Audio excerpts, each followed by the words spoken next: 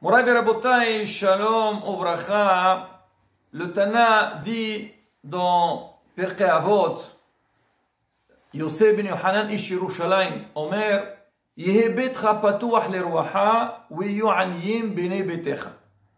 Parmi les attitudes, les conduites que l'homme il doit avoir dans sa vie, c'est aussi penser aux autres et surtout ceux qui sont dans le besoin. Arrête nous dit Noam Israël, donc Avotenu Achdoshim, Abraham, Isaac, Yaakov. Abraham c'était Ish HaHesed. Sa maison, elle était ouverte pour tous les passants. Alors nous aussi, on dit Ma'aseh Avot, Siman Labanim, on doit apprendre de nos ancêtres.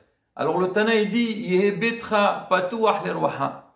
Ta maison, il faut qu'elle soit ouverte, en grand ouverte, pour qui? Pour les gens qui sont dans le besoin. Bien sûr, c'est marqué que l'homme, il doit vérifier, même si c'est un pauvre, quelqu'un qui est dans le besoin. Abraham Avinu, quand c'est marqué Hashadam, il a douté que ces gens-là, est-ce que c'était des gens corrects ou pas? Donc, il a cherché des petits signes pour savoir ce qu'ils sont. Ça, c'est une règle. Mais quoi qu'il arrive, ça ne doit pas nous empêcher, donc, d'inviter des gens et d'amener des gens chez nous à la maison. Donc, c'est ce qu'il dit le Tana. Ça veut dire quoi? Hein? Que l'homme doit avoir chez lui, faire ce qu'on appelle akhnasat urhim, faire la bienfaisance, accueillir des gens, penser à ceux qui sont dans le besoin. Mais Rabotai, ça, c'est vrai, c'est une grande mitzvah. On a dit que l'homme, il doit faire attention, ne pas faire entrer n'importe qui chez lui à la maison, mais même la manière que tu vas te conduire avec ces nécessiteux ou avec ceux qui vont venir chez toi, il faut que ça soit bi'hukma. Des fois, un homme, il veut faire de la sdaqa, ou il veut faire du hesed, mais la manière qui fait ce geste-là, celui qui est dans le besoin, il dit, j'aurais préféré qu'il me donne pas plutôt que la manière qui s'est conduit avec moi. La Gemara dans Masechet Kedushim, elle parle là-bas, elle dit, c'est quoi une vraie mitzvah quand quelqu'un il veut faire du hesed? Il faut avoir une certaine hukma. On va raconter une très belle histoire à la bataille pour voir comment les gens sages, les hachamim, ils ont su inviter des gens chez eux et pour qu'ils se sentent vraiment à l'aise. Alors on raconte qu'il y avait une fois des commerçants, ils sont partis faire des affaires et le vendredi, ils étaient de retour vers chez eux et malheureusement, leur carrosse, elle est tombée en panne. Ils étaient en plein milieu et ils savaient que c'était impossible d'arriver chez eux à la maison. Shabbat arrive, comment ils vont faire pour passer Shabbat? Ils n'ont rien prévu, ils sont dans un endroit où il n'y a personne. Alors ils ont dit, on va essayer de voir s'il y a une ville pas loin d'ici ou un village pour aller passer un Shabbat avec l'espoir qu'il y a des Juifs qui vont les inviter. Et Baruch Hashem. Alors, ils ont eu le temps d'entrer dans le village. Mais la première des choses, où ils vont à la synagogue. On va à la synagogue et on demande est-ce qu'il y a quelqu'un qui peut nous inviter ou il y a un hôtel. C'est des gens qui ont les moyens. Ils arrivent à la synagogue, ils trouvent le shamash qui était en train de préparer donc la synagogue. Ils lui demandent voilà, on n'est pas de ce village. On est tombé en panne, on cherche est-ce qu'il y a un hôtel ou quelqu'un qui peut nous inviter. Il leur a dit, écoutez, dans notre ville, on a quelqu'un, Baruch Hashem, pratiquement tous les Shabbatot, il a des invités chez lui à la maison, allez le voir, et certainement, il sera d'accord de vous accueillir pour le Shabbat. Ah, ils étaient contents, ils ont dit, Baruch Hashem, Ashrechem, Israël, Gomle Hasadim. Alors ils se dirigent vers la maison de ce hôte, de ce juif, il les voit, Shalom Aleichem, oui, qu'est-ce que vous cherchez? Ils lui ont raconté l'histoire, qu'il était de passage, sont tombés en panne, et ils cherchent où passer le Shabbat. Il leur a dit, écoutez, moi, Baruch Hashem, j'ai l'habitude d'avoir du monde chez moi à la maison, et bien sûr, vous serez les bienvenus. Ah, ils étaient très contents. Alors, il leur a dit, il faut savoir une chose. Moi, j'invite les gens, mais il faut que les gens payent le Shabbat. Quoi, paye? C'est ça, Khnasat Urhim? On dit, c'est pas grave. On va imaginer comme si c'était un hôtel. Si on serait parti dans un hôtel, on aurait payé. Il n'y a pas de problème. Alors, combien ça coûte chez vous un Shabbat? Il aura dit, écoutez, Moi, Shabbat, c'est 1000 euros par personne. On dit quoi? 1000 euros par personne. Déjà, on nous dit que tu fais du hesed. Tu invites les gens et tu nous demandes 1000 euros. Ils ont commencé à réfléchir. Ils ont dit, est-ce qu'on a le choix? Ils ont les moyens. Si on va chercher quelqu'un d'autre, on ne trouvera rien du tout. Et c'est pas grave. Ils lui ont dit, d'accord, on payera ce qu'il faut. On passe le Shabbat et après Shabbat, on règle.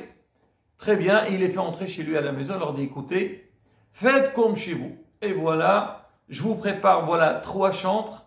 Vous avez chacun une salle de bain. Préparez-vous comme vous voulez. Et avant de commencer, venez manger quelque chose. Vous savez, vous allez payer le plein pot, mais j'assure. Ils ont dit, mais bien sûr, tu crois qu'on va pas amortir les 1000 euros? Ils arrivent, ils leur donnent à manger, des gâteaux, des boissons, tout ce qu'il faut. Mais là, ils mangent double. Chacun, il va chez lui dans sa chambre, rapidement, ils font un bon bain. Vraiment, hôtel 5 étoiles. Une fois qu'ils ont fini la tfila, il leur dit, allez, venez avec moi pour aller à la synagogue. Ils ont dit, attendez, est-ce qu'on peut prendre un petit café? Vous savez, on est fatigué, pas de souci.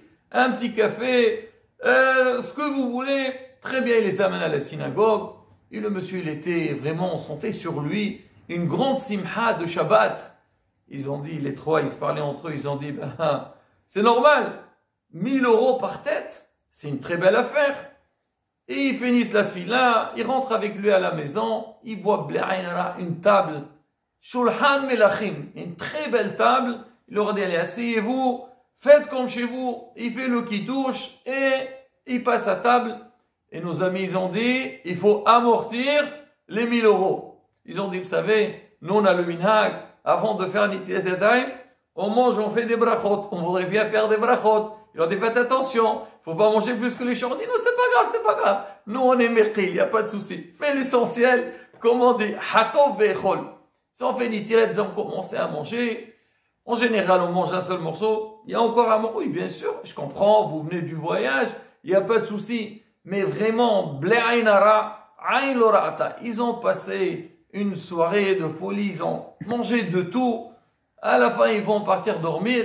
Ah, ils se parlent entre eux, ils disent, bon, c'est vrai, on a payé 1000 euros, mais ça a l'air d'être pas mal, ça vaut le coup. Très bien, ils vont dormir.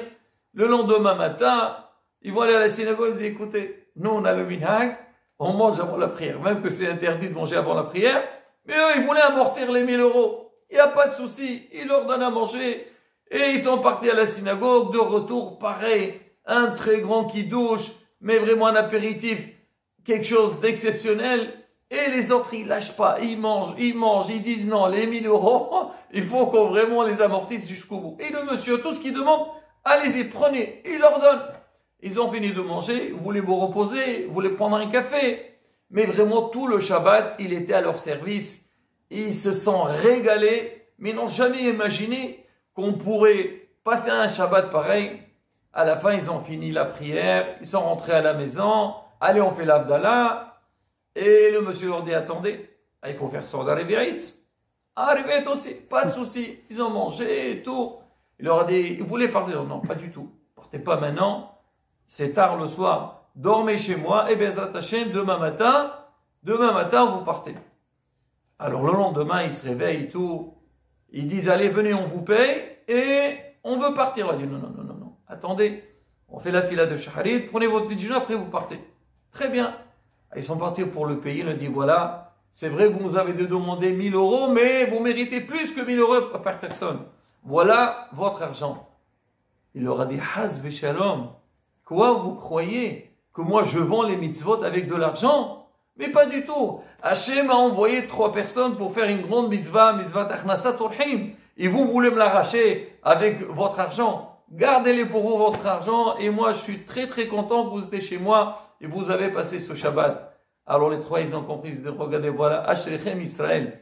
Comment cette personne, il a fait comme si il avait besoin d'argent qu'il faut payer pour que les gens profitent un maximum. Parce qu'imaginez-vous, il va leur dire, écoutez, vous ne payez rien du tout. À quoi ils vont dire, non merci, on n'a pas faim. Et ils vont être gênés. Mais là, il les a mis à l'aise jusqu'au bout pour que vraiment ils profitent un maximum et qu'ils fassent la mitzvah convenablement. Et c'est ce qu'il dit ici le Tana. Ta maison soit grande ouverte pour ceux qui sont dedans. À partir du moment que toi tu fais une mitzvah, la mitzvah il faut la faire comme il faut. Et c'est ça, comme on a dit au début du cours à Israël, Kadosh Baruch Hu nous a donné cette mida. Baïshanim, Rahmanim, Gomle Hasadim. Chez Ma'azar Adevar pour pouvoir accomplir ce mitzvot convenablement. Amen. Kine Rasson.